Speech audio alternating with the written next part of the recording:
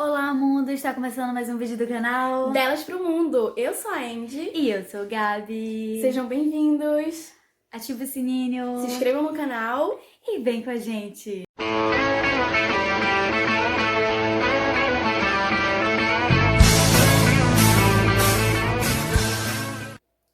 No vídeo de hoje iremos falar sobre um caso bizarro, o Reciclando o Papai. O crime brutal e insano aconteceu na Inglaterra. Os personagens dessa história são Nathan Robson, de 27 anos, e William Spiller, de 48 anos. Pai e filho dividiam um apartamento em Stedman Road, no condado de Desort. O Will, ele era taxista na Pole, e o Nathan, ele era graduado na faculdade de Albert Twites. Eu acho que é assim que se pronuncia a palavra, não sei exatamente. Em 16 de maio de 2013, Nathan usou uma faca Stanley para esfaquear o seu pai até a morte, e em seguida esquartejou o corpo. Daí ele pegou 5 caixas, separou o pai esquartejado, envoltou em plástico, colocou dentro das caixas e fez de hack para TV. O curioso dessa história é que o Will pesava 158 quilos. 158 quilos. Nathan havia comprado produtos de limpeza para limpar a cena do crime. E ele comprou um limpador Vax para facilitar a limpeza. O que parece é que ele já tinha planejado tudo isso. Sim, e por algum tempo Nathan usou o celular de Will, se fazendo passar como se ele estivesse vivo, falando com o melhor amigo Glenn Smalley e a namorada. Até que um dia, Glenn desconfiou do desaparecimento de Will. Não se sabe ao certo se foi ele que chamou a polícia ou algum vizinho. No dia da morte de Will, o vizinho do andar de baixo ouviu gritos, pedido de socorro, pedido de ambulância. Era o Will. O vizinho relatou que havia escorrido um líquido rosa do andar de cima, que era o andar de Will e Nathan. E era o sangue de Will diluído. E ele também falou que havia umas garrafas na janela. Antes da polícia descobrir, Nathan viajou para Birmingham, Bristol e uma outra cidade. Foi visitar seus amigos, levando consigo 31 mil reais que ele pegou de Will e mais alguns filmes de terror. Quando a polícia chegou no prédio e subiu para o andar de Will, eles sentiram um forte cheiro.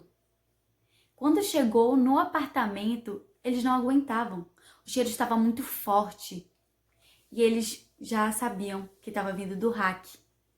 Foram olhar, lá estava um hack humano.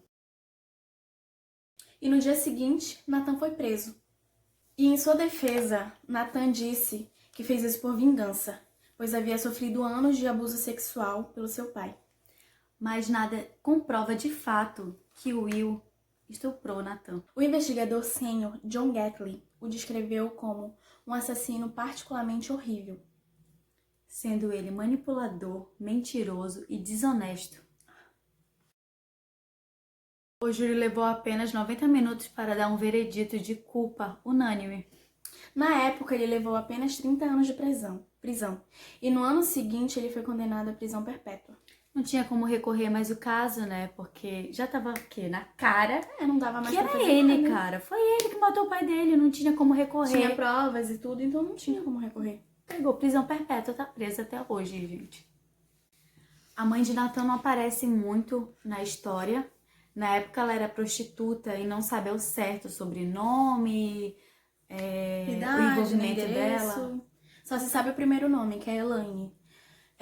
Dizem em alguns sites, em um único site que nós vimos, que Nathan foi se encontrar com a mãe, mas não tem nada que comprove isso. Afinal, as imagens da estação de trem que Nathan vai para Glasgow e Bristol e outras cidades, é a única prova que tem que ele saiu com os amigos, levando 31 mil reais e saindo com uma caixa. Uma caixa, isso mesmo. Que acha que talvez seja a cabeça de Will. Ou ele comprou a caixa para colocar a cabeça de Will, porque não estava no hack a cabeça isso dele. Mesmo.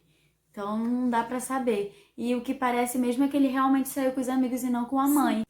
O promotor sênior Desmond Duff, da Coroa, disse: ele não apenas desmembrou o pai, como pagou o aluguel, um mês de aluguel, comprou produtos de limpeza Vax, ainda fingiu que o pai estava vivo. Ainda por cima mentiu sobre a responsabilidade que ele tinha em relação à morte do pai, dizendo que ele tinha sido estuprado a infância toda. Gente, Querendo, nada justifica esse fato cruel que ocorreu, nada. Glenn Smalley, amigo de Will, relatou que o amigo era carismático, super simpático e muito bem-humorado. E disse também que nenhuma sentença irá trazê-lo de volta, mas se sente satisfeito pela pena de Nathan. É triste, né? Muito triste. Mas pelo menos ele está preso, né? Pegou prisão perpétua. Uma pessoa doente, porque é doente, né? Tá preso e não pode estar solto aí. Porque pode fazer isso com outras pessoas. Fez com o próprio pai. Então pode fazer com outras pessoas. Por quê? Porque fez com o próprio pai. O pai devia ele Sim, 143 mil, né? acredito que sim. Alguns sites dizem que ele devia 143 mil. E tem alguns comprovantes que dizem que era esse valor estimado que ele devia. Se ele fez isso com o pai, que o pai devia, o que ele não faria com outras pessoas? A única prova que tem para dizer que Nathan matou o Will é a prova de 143 mil reais, que é o comprovante. E não o estupro que ele falou. Até porque ele foi tão frio no julgamento que o juiz não teve nem dúvida de que ele era culpado. Que algo tinha acontecido na infância. Porque era frio o olhar dele. Sim. E ele não falava nada. Nem chorou, nem nada. Frio. Não demonstrou nenhum sentimento.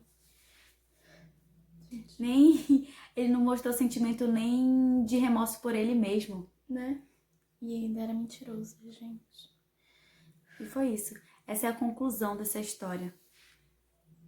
Obrigada por assistirem até aqui. Se inscrevam no canal, deixem aquele like. Ative o sininho, sigam a gente nas redes sociais, vamos deixar na descrição do canal. E até a próxima. Até! Tchau, Beijo. mundo!